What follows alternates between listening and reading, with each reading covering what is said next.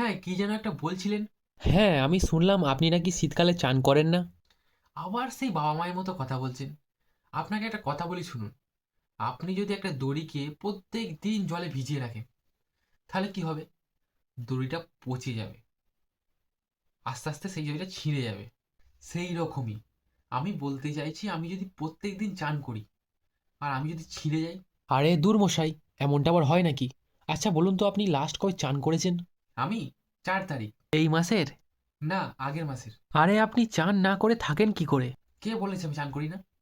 আমি চান করি তো। আচ্ছা আপনি কবে কবে চান করেন না? আমি যেদিন যেদিন ঘুম থেকে দেরি করে উঠি, সেদিন সেদিন আমি চান করি না। আচ্ছা আচ্ছা, তাহলে আপনি সপ্তাহে কতদিন দেরি করে ওঠেন? আমি সপ্তাহে 7 দিনই দেরি করে উঠি। আরে, তার মানে তো আপনি রোজই চান করেন না। কে বলেছে আপনাকে? আমি তো বললাম, আমি যেদিন যেদিন দেরি করে উঠি সেদিন সেদিন আমি চান করি না। আরে সেটা আবার হয় নাকি? ওদিকে বলছেন ঘুম থেকে দেরি করে উঠলে আমি চান করি না, আবার এদিকে বলছেন আমি রোজই ঘুম থেকে দেরি করে উঠি। আরে আমার কথাটা তো চুপ করুন তো, চুপ করুন। আচ্ছা আপনি বলুন তো, আপনি যে 1 মাস চান করেননি, আপনার গা থেকে গন্ধ ছাড়েনি?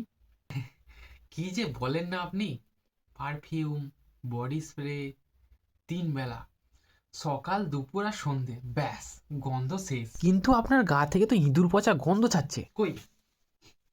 না তো, গন্ধ ছাড়ছে না তো। কই শুনে দেখি, না কাছে শুনে আসবেন না, দেখুন। কাছে আসবেন না, একদম কাছে আসবেন না। ও, ও, কি গন্ধ! ভুজনো বেলাকার ভাত পর্যন্ত বেরিয়ে গেল।